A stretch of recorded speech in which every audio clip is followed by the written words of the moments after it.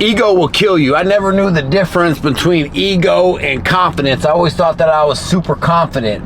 I quit my job 33 days ago, actually, and I quit to pursue other avenues because it just wasn't working. I didn't really agree with the people, and it's hard for me to sell something that I don't agree with. You know, I'm in sales. I'm on a commission only. I was on commission only, and I just didn't believe in the people I work for, man. I started seeing a lot of stuff, and it made me really not even want to work for them, so I couldn't sell anything, right?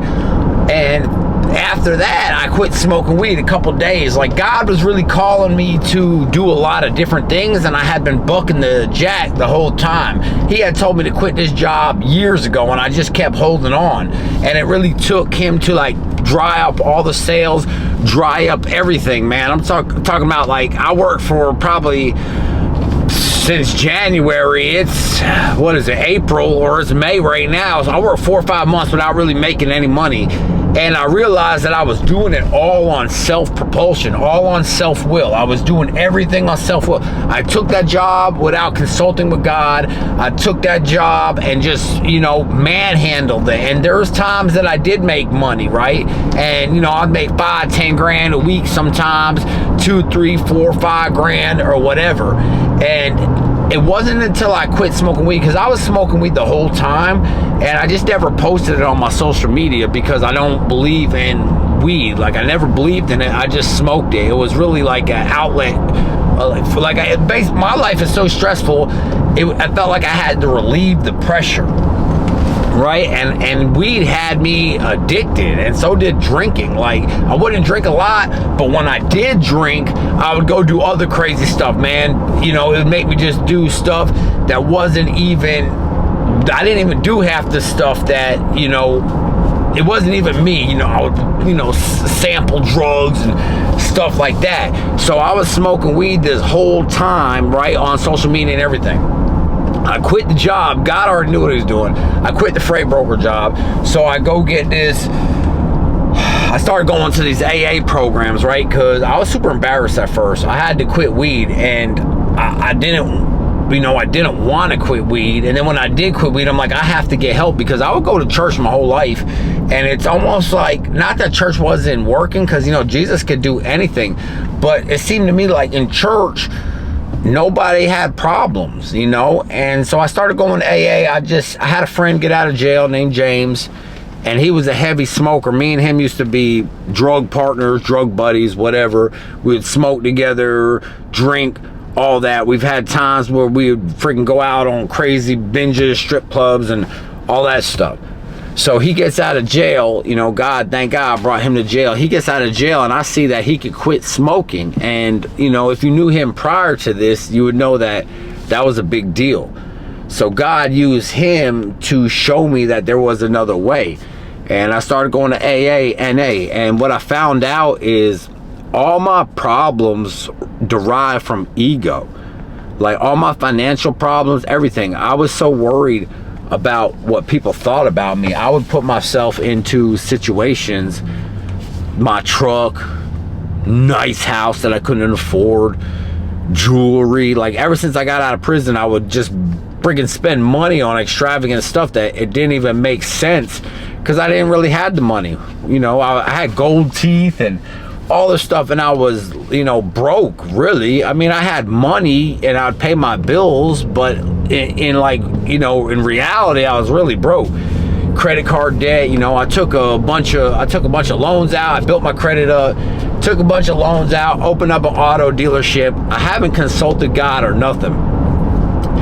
And as I'm going through this AA program, I start doing the steps. You know, they have this like suggestion steps, whatever, 12 steps.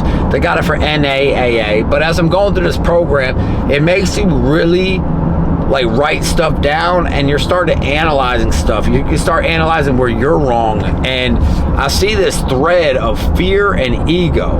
And I almost believe ego and fear are super closely tied together. I could definitely see it, but this AA program revolutionized my life, and I've been doing everything out of ego. I bought a brand new truck knowing I couldn't afford it, right? And I'm just being real. I want to be transparent with you guys because I don't want you to go through the same thing that I went through, you know, getting out of prison. A lot of people watch my stuff to get out of prison, but anybody can really, you know, use these principles. But ego has been my problem my whole life. And, you know, I spend stuff that I don't have. You know, it's basically like food or gold chain or so. I'll buy the gold chain, you know what I mean? And I could kind of think back to where this all came from. You know, as a kid, I never had nothing. I grew up super poor, and I've always had to like put on a front. I used to never want the bus to come to my house because I had outgrown lawn and there was like cars. My mom smoked crack, you know, and I was smoking crack with her when I was freaking 12 years old, which sounds crazy.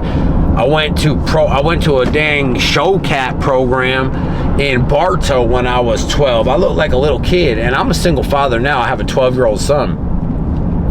And I can see, I'm like, I can't even believe, I look at my son and I'm like, how did this guy, like, how did I go to prison when I was his age? He's so tiny, you know? And then I realized, like, I was tiny. So I think my ego problem stemmed from me being a kid. I was so worried about what people think of me because I didn't want them to think I was a poor kid in class. You know, I really care about what girls think. And, you know, I think that everybody does that, you know, to some extent, you know, but it's killing me as an adult. Like 100% ego is killing me as an adult. And I had a conversation with my friend, and this is like super fire. I think that you guys will enjoy this one. As far as, you know, like he said, I'm trying to like really word it. He said, ego and confidence are very closely related, right? But confidence is like you spray cologne on. So basically like you spray cologne and people could smell it. It smells good. It's not overdone. But ego is when you take the whole bottle and you're pouring yourself, you're splout, you know what I'm saying? You ever smelled somebody with some cheap cologne from the corner store, like the Arab store? They'll sell this cologne and it's super thick. It's like a musk and you can't even sit next to the person, you know? And especially as I'm going to these meetings, I noticed that some people come in and they have so much freaking cologne on, you can't even breathe. And I really believe that's ego, man. It makes so much sense to me. And I've been literally doing this ego trip my whole life. And it stemmed from when I was a kid, and it's a thread that's, you know, going into me being an adult. I've never been out of prison since I was a kid. You know, I like, this is the longest I've ever been out. I'm going on being out of prison 6 years now, which is not even a long time, but 6 years to me is a super long time. I've been a single father almost 6 years. I got my son back about 6 months out of prison. You know what I mean? And it's just this ego thing has been killing me, and fear. And I'm looking at all this stuff. So I started posting stuff on social media, you know, just to kill my ego, because I didn't even want to post stuff about me quitting weed or not having money or being broke or I can't pay my car payment, my truck payment. I'm in a brand new truck right now, but I'm behind on payments. And it looks good, and everybody posts the highlight reels on Instagram, all the stuff that's going on, but for some reason nobody has problems, and they post the highlights, right? Nobody sees what the entrepreneur goes through underneath the surface. And I'm going through some stuff right now, man. My truck, I'm behind a couple payments on my truck. I was gonna pay it, stuff didn't work out. I ended up, you know, quitting the freight brokers I worked for. I just couldn't do it. Could I have possibly made some money to pay my truck payment? Yeah, but I just couldn't do it anymore because it was all out of my own strength, and God had told me to leave that sucker a long time ago. So now I was out of work about 30 days, you know, and then I get a job. My buddy hits me up, somebody I actually used to work for at the brokerage.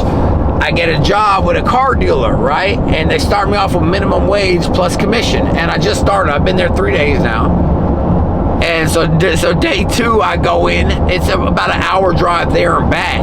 It really, honestly, honestly doesn't make financial sense unless I sell a bunch of cars, right? But I don't know really what I'm doing. But I stopped chasing the bag and started chasing purpose. And I know that God told me to go to this dealership.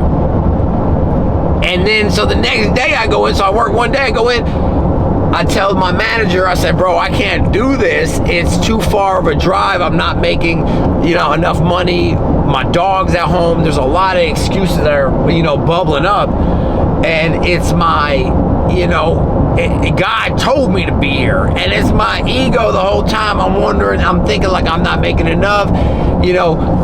My time is worth more, but that's an ego thing, man. God told me to be there, and I'm getting paid, probably $500-600 a week just for being there, but with the gas and everything. But I feel like my time is worth more because I'm like, oh, look at me, I'm the most important person in the room, and that's kind of why I left the freight brokerage, because I tried to help them out with social media. I got 800,000 followers on social media combined. I got private groups. I've made thousands of dollars on selling digital product. So I feel like I'm super important, but that is not even the issue, because everything I do in my life is I, and it ain't about me. It's about God and other people. And these AA programs, which is designed for alcohol, and I'll go there for weed, and not saying I don't, drink and do other stuff, but the main purpose for me going there in the first place was to get off weed. And it literally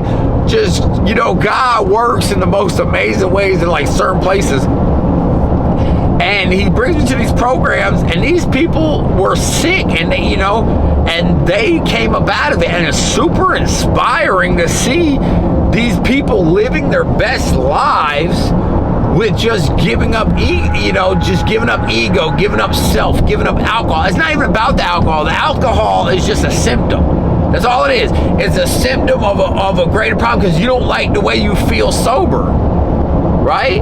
And I didn't like the way I feel sober. I felt like everything's going wrong only because I really literally feel like I'm worth more. I feel like I put the work in and nothing's working, right? I got mad at God. I've cussed God out, and that's recently. I've literally cussed God out. And I feel like, I put the work in. You see the I through it all? I put the work in. I did this. I have 800,000 followers. I make thousands of dollars. And dude, it's really not even about me. I should be doing what God wants me to do. When I got out of prison, my whole mindset was on what God wanted me to do, and I was going to do it. I was going to get out and start a ministry. Fast forward 6 years, I'm so far out in left field that I don't even know how I got to the freight brokerage in the first place, because I was going to do ministry. The devil is extremely cunning, and there's times, though, that I don't even want to give him that much credit, because a lot of it's me and my ego. But if you never deal with the mindset, right, if you never stop to take the time to deal with the mindset, then you don't even know. And it literally took me having to go to AA, which is like church with some legs. Like AA is church with action. Church is fire, right? I love to worship God, and I'm a firm believer in Jesus 100%, and he has all power. But sometimes he needs to put you in a spot that's conducive. I'm an intellectual. I like to think. Like, I'm not really into feeling. I've never had experience with God that knocked me on my ground. One day I didn't believe, and the next day I believed, and that was about the extent of my spiritual experience. So, I like action. I've always been an action person. I'm not the talker. I don't like to talk. I like to do. And it took me having, and God literally used all these situations: the weed addiction, quitting the freight brokerage, about to lose my truck. I might even still lose my truck, but that's okay. Like, I'm literally done with ego. I went to food banks. I'm freaking broke. I'm broke right now. I quit the brokerage with no backup plan other than to do YouTube and social media. And I didn't even realize what I was doing. And then bills are starting to pile up. And now I'm in a spot, I'm in financial crisis, and I don't even care. My mind has completely changed. I'm totally relying on God. The ego is dead. I started going to food banks. People are blessing me, and I know I'm going to come up. I know I'm going to be successful. I know for a fact I'm going to be successful. I got so much fires working and different stuff, but I couldn't even have handled it. If I had got successful prior, I wouldn't even have been able to handle the success. So it literally, God worked all the, and I was mad at God. God worked all this around for my good, and that is like the firest thing that ever could have happened, because now, you know, I'm freaking going through it. Like I said, I'm going food banks, everything, but I feel so great and so confident that God is going to come through with a miracle. Even with, you know, I started working at a dealership. We're all freaking Christians there. That's why I took the job. You know, the manager prayed with me. The one, man, it's so crazy. But this ego stuff has to die. Your ego has to die. And if you have a problem with like weed or alcohol, go to an AA program. Do not have contempt prior to investigation. Go to the program. I used to think AA, I was like, AA, that don't even freaking make sense. You know what I mean? I'm like, that's stupid. I'll just go to church. But it wasn't until I actually went to AA that everything started changing, because I started doing the work. And man, my life has been amazing ever since. It's only been 33 days since I quit the freight brokerage. It's been 30 days since I quit weed, or I think 31. So maybe 30. I quit the weed 3 days after I quit the freight brokerage. And I'm very hopeful, man. My rent's paid. You know, thank God I got my rent paid. Facebook pays my rent. Facebook was paying my truck payment, but then it was like between rent and truck, and I said, man, I just got to pay the rent. You know what I mean? And, you know, that's where I'm at. I just want to share that with you guys. I hope this, like, helps you. You know, it's time to kill the ego. It's time to kill the ego. If you have a problem, go hit a meeting. Go hit an NA meeting, AA. I mean, I feel like AA is better, but, you know, same concept. All it is about you doing the action and, you know, getting in these programs. And I just want to thank you guys for watching, man. I love all you guys. If you haven't, subscribe. It would mean more than anything to me, honestly, at this point. So I just want to tell you guys, I appreciate y'all, man. Freaking kill the dang ego. If you got a problem, hit one of them meetings, man. This is the Felon Entrepreneur. I love y'all.